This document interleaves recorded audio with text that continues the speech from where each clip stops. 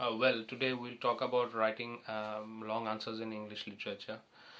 During the examinations, during the examinations in the honors, I mean the bachelor's and as well as in the master's degree courses, writing long answers is a big burden for the students. The main reason is that in most of the literary work, especially in the poems, the material is short, and if the material is short, I mean the content is less. In that case, it becomes very difficult to generate information. And if you cannot generate information, you can't expect to write long answers. Generally, in the broad questions, you need to write around 4.5 pages, 4 pages on a standard length. And in those circumstances, you need to create a good introduction. So, owing to the question, or the standard of the question will show like how much can be generated, right? So when you write an introduction, you need to understand what is the main intent of the question or what is asked by the question.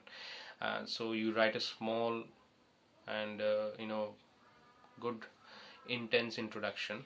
From there, the teacher or the people who are going to do a research on your note, or they're going to check your answers. In those circumstances, they will look for what is asked in the question.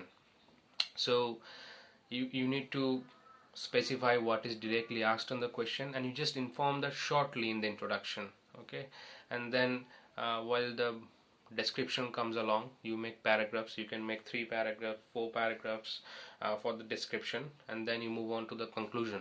That is the way you sketch and long answers in the examination. Time management is very very important, because you see, when you're writing an answer of 4 pages or 4.5 pages, you need to keep in mind that you need to write other answers as well.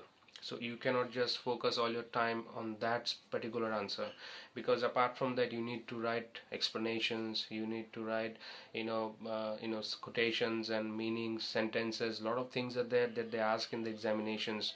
So those may not come directly to you, they come in indirect versions to check your analytical ability, the way you can bring out your thought. And when you write long answers, before that you need to understand the character. That means characterization is very very important. And the plot of the literary work, it can be poem, novel, tragedy, whatever it is, drama, or whatever genre it is, doesn't matter. But you need to know the characters very well. The plot behind the entire story or entire scenario should be there in your mind, and you need to have an analytical sense. That will help you to write long answers. You see, if you do not have a good idea about the content, if you do not know the characters well, you cannot write an answer of 4 pages, because sometimes you see the poems are 25 lines or 20 lines, and sometimes it can be even 1 page. So owing to the circumstances, it will vary. Okay, but generally the poems are very shorter. Okay, you look out at the poems of Robert Louis Stevenson's, and you see the Frost. What this sort of poets and all, they have very short poems. Okay, and it becomes very very difficult to generate long answers, because you do not have much material.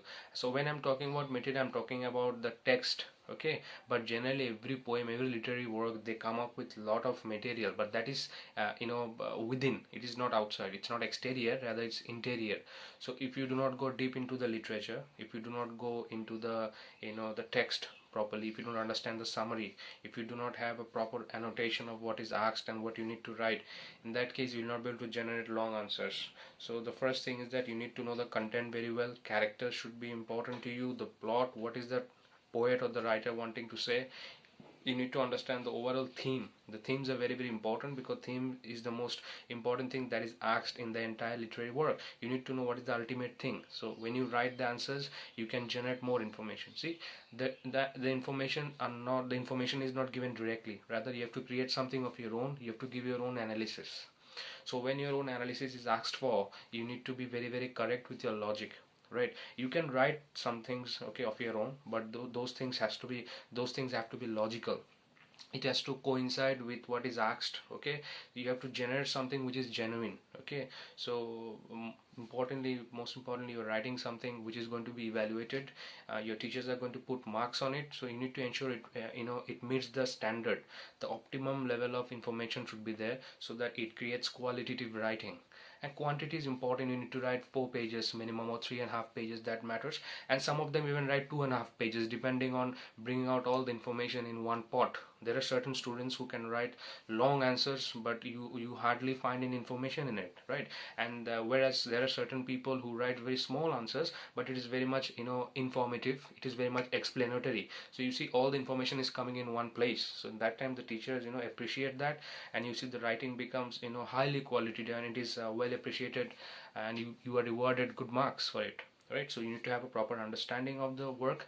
I mean, the literature I'm talking about. You need to know the literature, right? You need to know what is asked. So when the question is given, you need to understand, okay, what is demanded from you, and then you provide introduction, description, conclusion. But most importantly, you need to bring out certain quotations that will provide some extra marks. Okay, this quotation should be well explained so that the teacher can understand how is it connected.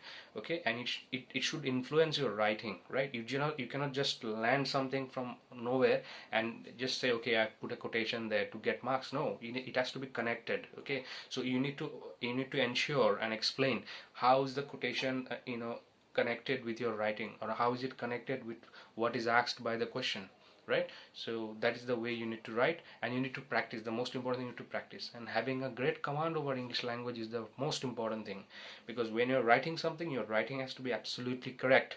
You cannot write something which is grammatically wrong. The information has to be correct. Okay, and you need to bring in your own logic with your sense of cognition, so that the answer is beautiful and it can bring about impact in the teacher's mind. Thank you.